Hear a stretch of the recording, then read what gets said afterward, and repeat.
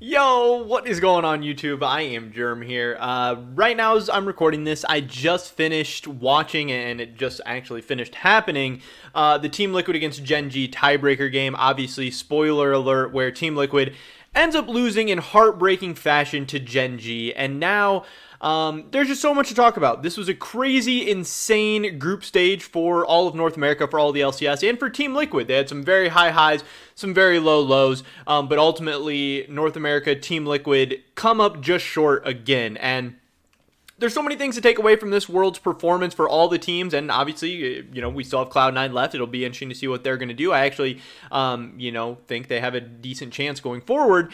But also, this begins the offseason for Team Liquid, and they have some very, very big and interesting decisions to make coming up in this offseason. So now that they're done, now that it's over, and now that this, wound is fresh, it's time to talk about some stuff. So definitely drop a like if you guys do enjoy this video. I would appreciate it so much. Subscribe to stay up to date on all my latest content, and check out the first link in the description below, twitch.tv/I_am_germ. My plan is to start streaming a lot more often to end 2021, and it's going to be my big goal to, try and grow my Twitch stream into 2022. So I would really appreciate your guys' support over there. But with that being said, let's get right into this. So, Team Liquid, I now believe 4 years in a row, has won 3 games at Worlds. They are so close, yet so far, yet again. And Freak ended it perfectly. And this is a saying that I love. I've said it before. I've tweeted it before. The more things change, the more they stay the same. And that's what it feels like for Team Liquid once again. Just absolute heartbreak. This is a different new look Team Liquid team, obviously, than some of those past teams. This isn't the Doublelift team.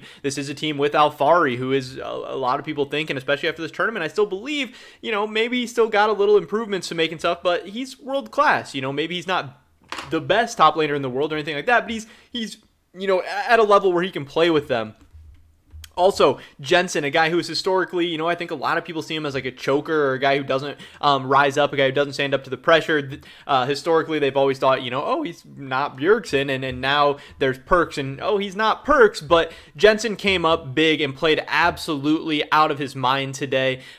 Even though Team Liquid won 3 games and didn't make it out yet again, this year felt different, partly because all of North America did well. Every single North American team won 3 games at the World Championships. We didn't have a team bomb out. We didn't have a team not show up. We didn't have anyone suck. And also, looking at the other LCS teams, TSM and Evil Geniuses played very, very close and very, very comparatively to the level of Cloud9, 100 Thieves, and Team Liquid the entire year. So it's really possible that the LCS has 5 teams who are playing at, a world caliber level, maybe not to win the World Championships, but at least to be competitive there. And that means heading into this offseason, all 5 of these teams are going to have huge decisions ahead of them, because they are all within striking distance of being competitively viable, competitively respectable teams in the world. But again, just kind of looking at what Team Liquid was able to do today, it really sucked that they had just beat Gen G. They get a rematch. They come up just short. BDD went absolutely crazy.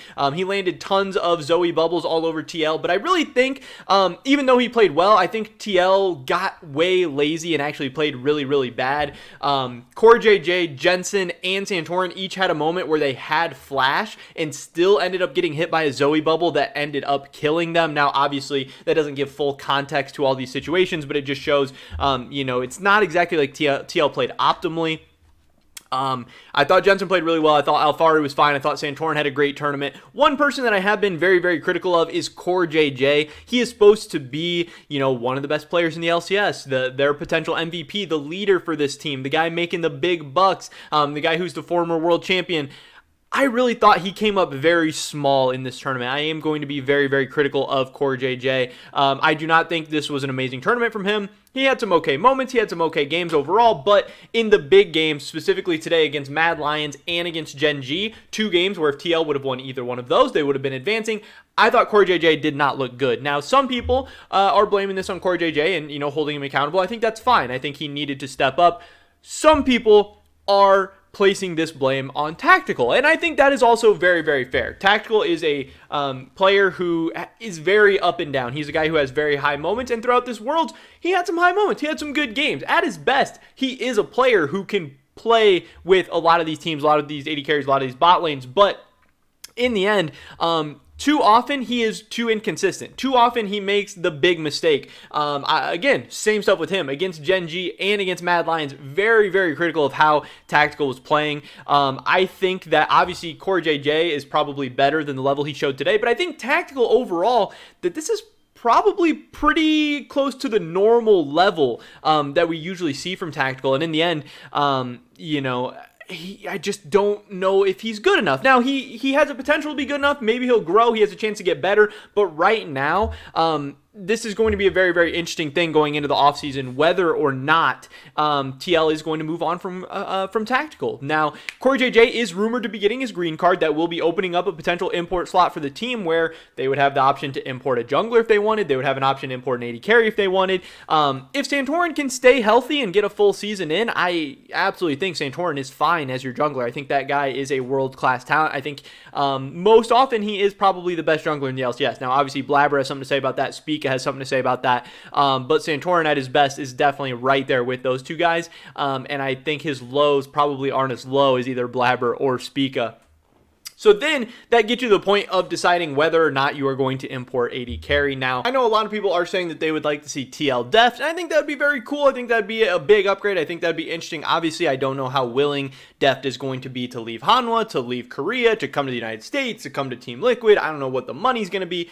I don't know. I know that obviously, of course, there's always a ton of European AD carry options. It seems like EU is always very, very deep in that position.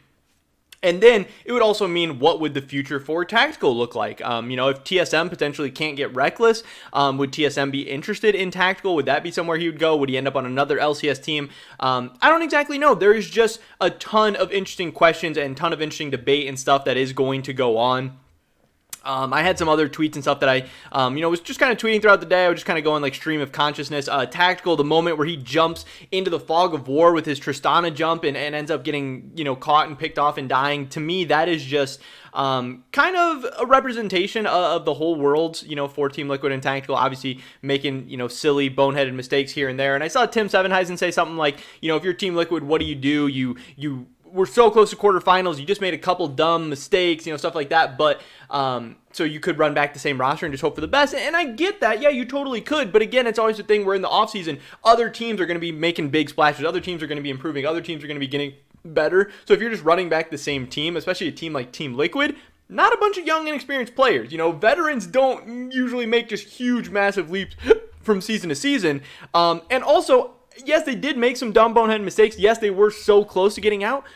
But I would argue that these mistakes are just things that are going to happen with a player like Tactical. It's not like unlucky if you have a guy who is very inconsistent and makes great plays and makes bad plays. So I could definitely see Team Liquid wanting to move on from him there. In the end, I do really expect Team Liquid to keep the same roster except find a new AD carry if a new one is out there. I fully expect they'll be, exhausting all their options.